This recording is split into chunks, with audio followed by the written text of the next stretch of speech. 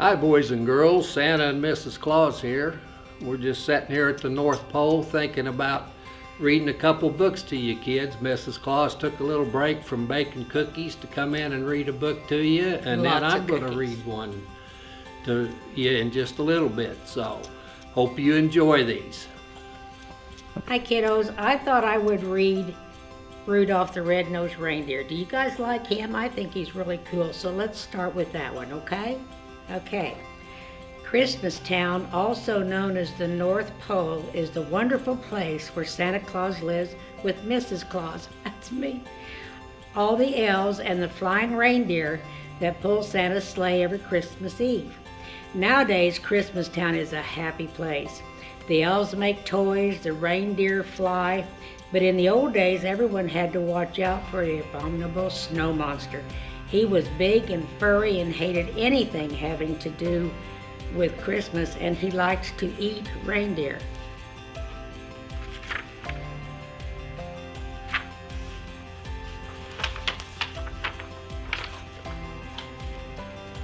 All that started to change when Santa's lead reindeer, Donner, became a papa. "We'll call him Rudolph," said Donner, looking at his new son.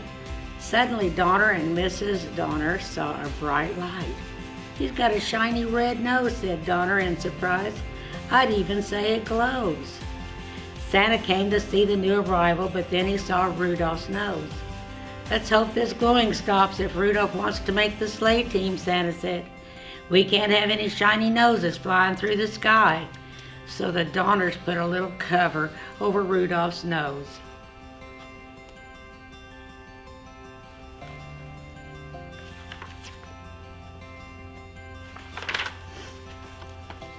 Soon it was time for the new fawns to go to the reindeer games. There they would be inspected by Santa, who would choose the best reindeer for his team. At first Rudolph felt shy, but soon he met a doe named Clarice. "I think you're cute," she told Rudolph. The coach arrived to teach the fawns what they needed to know to be on Santa's team. "First, we'll learn to fly," he told them. "You have to get up enough speed and jump into the wind."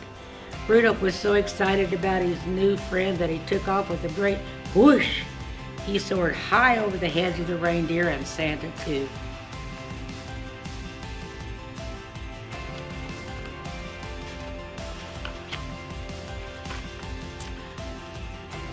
But as all the young reindeer continued to play, the cover popped off Rudolph's nose. It glowed for all to see. At first the other deer were frightened, but soon they began to laugh and call poor Rudolph names. "Rudolph the Red-Nosed Reindeer," they jeered. And the coach said, "Go on home. From now on you can't play in any reindeer games." Only Clarice didn't laugh at Rudolph.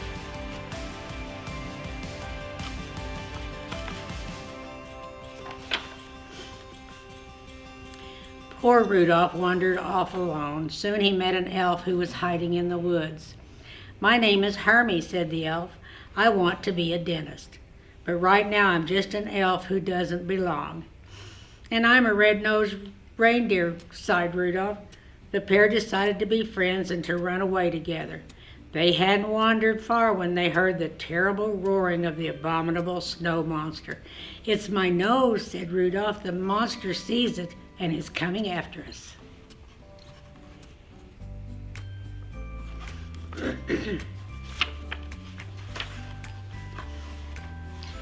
Rudolph and Hermie were saved by Yukon Cornelius, the greatest prospector in the north. "Jump onto my sled," said Cornelius, "and we'll run like crazy." But no matter how fast they went, the monster stayed close behind. Finally, they were trapped at the water's edge. Cornelius chopped the ice with his axe, and the friends floated safely away. They floated all night and landed on a strange island where they were greeted by a puppet that sprang from a box. "I'm the official sentry of the island of misfit toys," said the puppet. "My name is Charlie, and that's why I'm a misfit toy. No child wants to play with a Charlie in the box."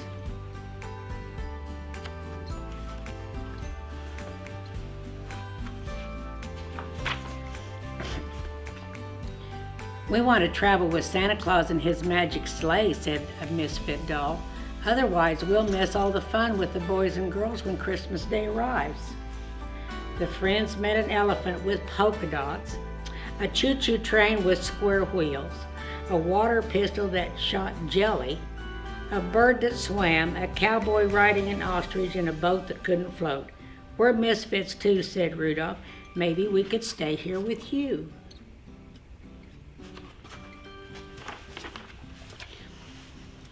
But the king of the island would let them stay for only one night. This island is for toys alone, he said. A living creature cannot hide here, but you can help us. When you return to Christmas Town, tell Santa about these homeless toys. I'm sure he can find girls and boys who would be happy with them. A toy is never happy till it's loved by a child. That night, while Hermie and Cornelius slept, Rudolph lay awake. My nose will only bring my friends more danger, he thought. I must go off on my own. But as he wandered alone in the snow, Rudolph realized that he couldn't run away from his troubles.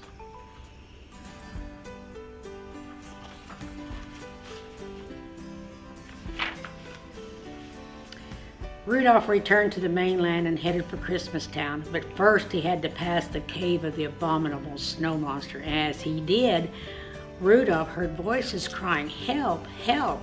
Rudolph rushed inside. There were Rudolph's parents and Clarice. They had been searching for Rudolph and been caught by the monster, who was about to devour Clarice. "Put her down," Rudolph cried, butting the surprised monster with his little antlers.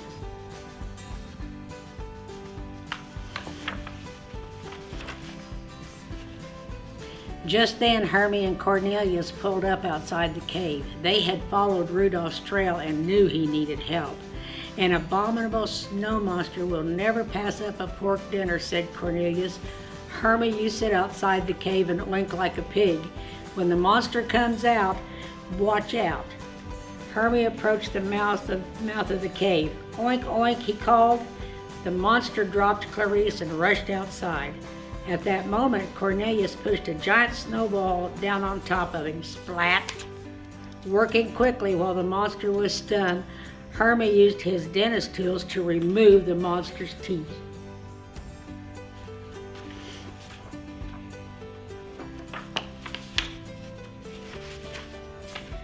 Back in Christmas Town, Rudolph told how he and his friends had defeated the abominable snow monster. Everyone realized that misfits have their place too. Rudolph told Santa about the misfit toys. "As soon as the storm lets up, I'll find homes for them," Santa promised. Then the weather elf handed Santa his report. Santa gasped. "The storm won't subside by tonight. I won't be able to see to fly my sleigh." Suddenly a flash of light caught Santa's eye. "Rudolph," he said, "what a beautiful, wonderful nose. Won't you guide my sleigh tonight?" "I'd be honored to," said Rudolph, putting on his jingle bells.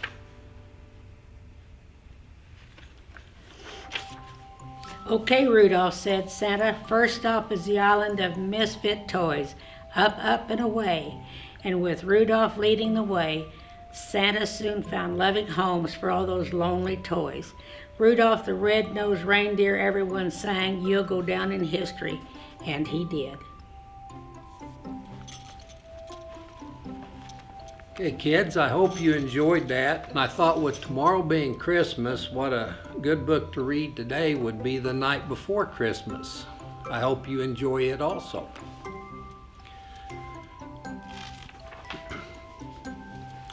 "'Twas the night before Christmas, when all through the house not a creature was stirring, not even a mouse. The stockings were hung by the chimney with care, in hopes that St. Nicholas soon would be there.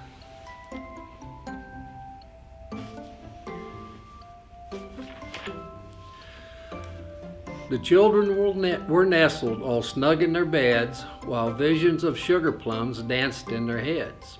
And Mama and her kerchief and I and my cap had just settled down for a long winter's nap.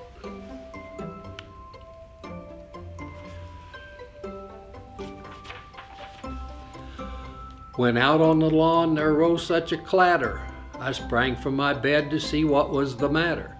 Away to the window I flew like a flash, tore open the shutters and threw up the sash. The moon on the breast of the new fallen snow gave a luster of midday to objects below.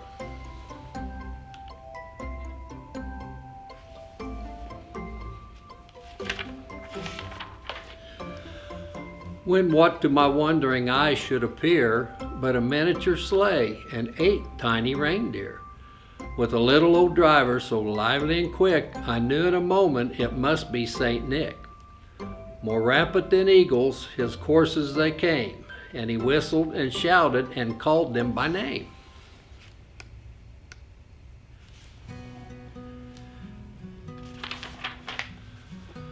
Now Dasher, now Dancer, now Prancer and Vixen, on Comet, on Cupid, on Donner and Blitzen.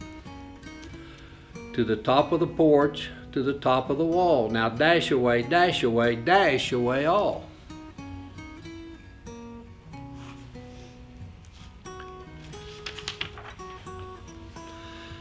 As dry leaves that before the wild hurricane fly, when they meet with an obstacle, mount to the sky. So up to the housetop the courses they flew, with a sleigh full of toys and St. Nicholas too. And then in a twinkling I heard on the roof the prancing and pawing of each little hoof.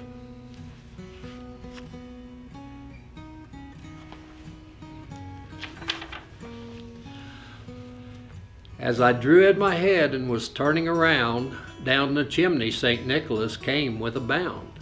He was dressed all in fur from his head to his foot, and his clothes were all tarnished with ashes and soot. A bundle of toys he had flung on his back, and he looked like a peddler just opening his pack.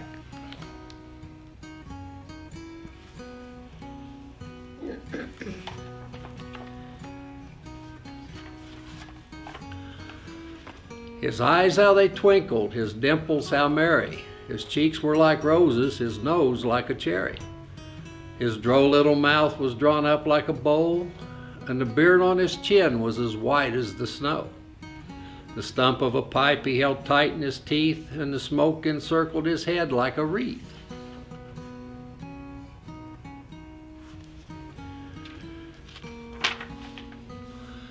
He had a broad face and a round little belly that shook when he laughed like a bowl full of jelly.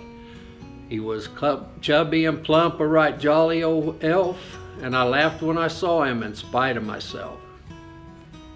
A wink of his eye and a twist of his head soon gave me to know I had nothing to dread.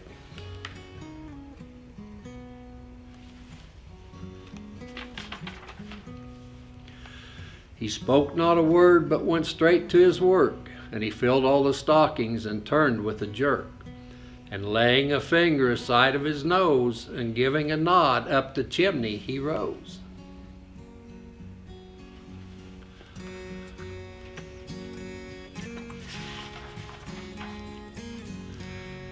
He sprang to his sleigh, to his team gave a whistle, and away they all flew like the down of a thistle. But I heard him exclaim, ere he drove out of sight, Merry Christmas to all, and to all a good night.